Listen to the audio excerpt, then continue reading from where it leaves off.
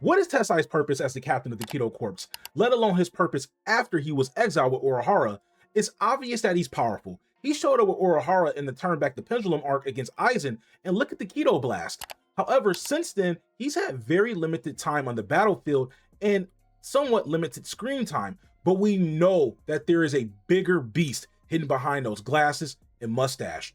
And I think with the added scenes from the final core of the Thousand Year Blood War arc in episode 1, we might know exactly what his job was as the captain of the Kido Corps, which is to protect the seal that closes off hell. I mean, haven't you ever noticed those horns coming out of his head? To understand Tessai's connection to hell, you first have to understand Tessai's connection to Yourichi, who operates her own version of Squad Zero. She is connected to the Buddhist god Indra, who is the supreme commander of the four heavenly kings. Now, I do have a larger video expanding deeper into the Omni Sekido and Yourichi, a part of my Bleach playlist. So I don't want to rehash too much from that video, but simply, although Bleach has a Buddhist core, the Shihoins have ties to Hinduism.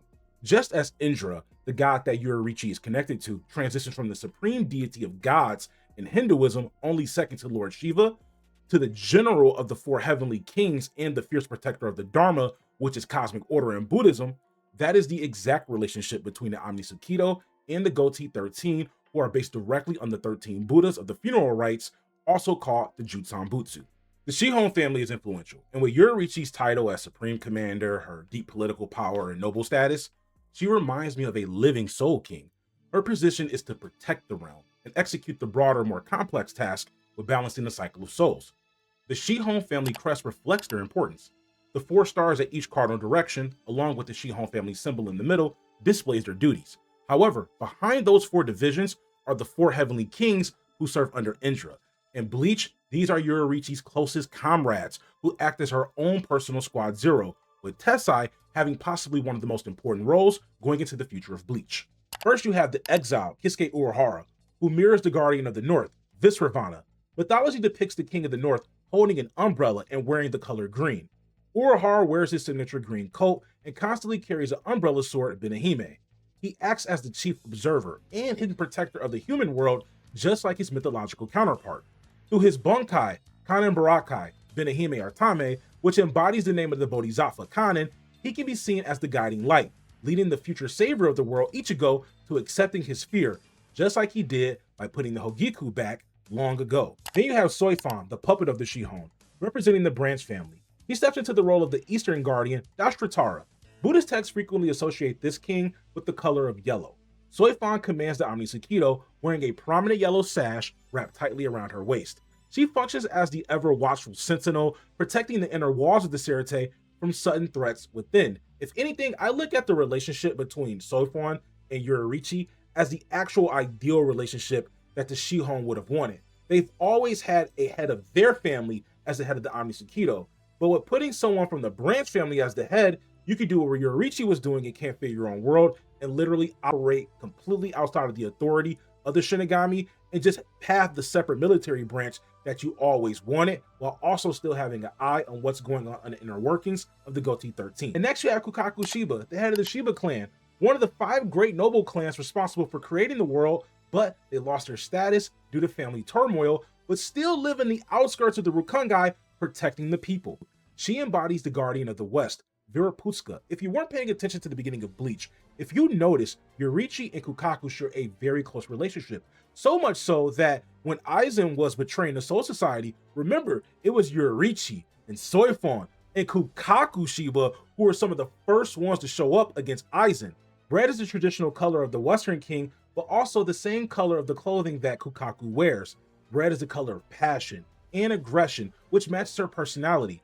She controls the literal gateway to the royal palace. You can explore my video on her brother and uncle, Cayenne and Isshin Shiba, to learn more about their roles as the gate guardians of heaven and hell. And finally, we have the Guardian of the South, Viradaka.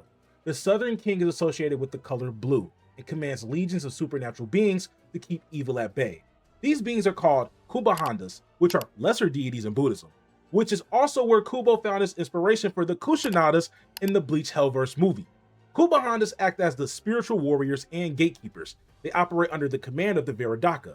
He deploys the Kubahandas to patrol the lower slopes of Mount Suremru.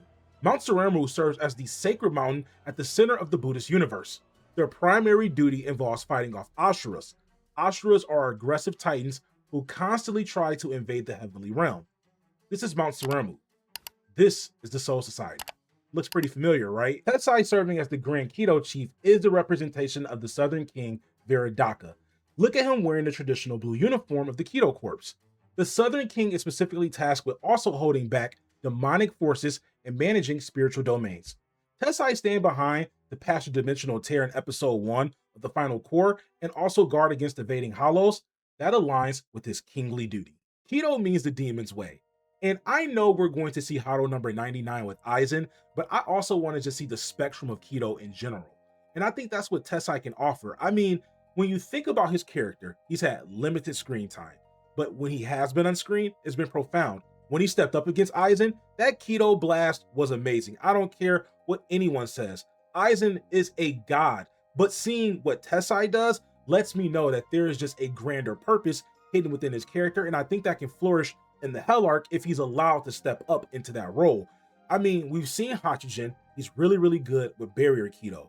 But I think he's more of a defensive or more supportive user of Kido versus someone like Tessai, who might have that full offensive front where, yeah, you have Hado number 99, but you also have some very, very powerful Kido beneath that as well, too. And maybe somebody like Tessai is the only one who can bring that out, or potentially just have an answer for the demons or the guardians of hell that will be leaking through the portals in the dimensional rifts, if that is the route that Kubo goes in the Hell Arc.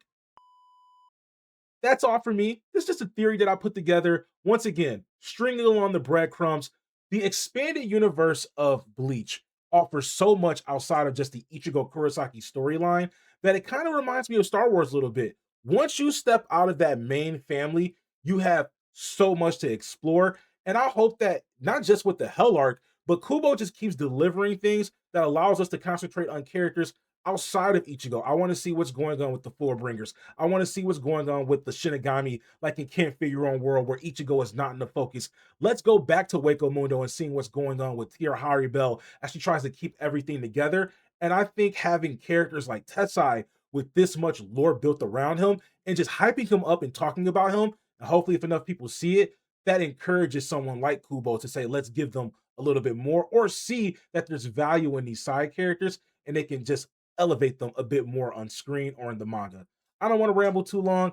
Thank you guys so much for watching. If you want to stay caught up with me, especially going through Core 4, don't forget to subscribe and turn on alerts. I have more reviews on Bleach coming, more theories, more analysis, but also more importantly, like someone asked in my comments, I will be reviewing more manga. Thank you guys so much. Peace out.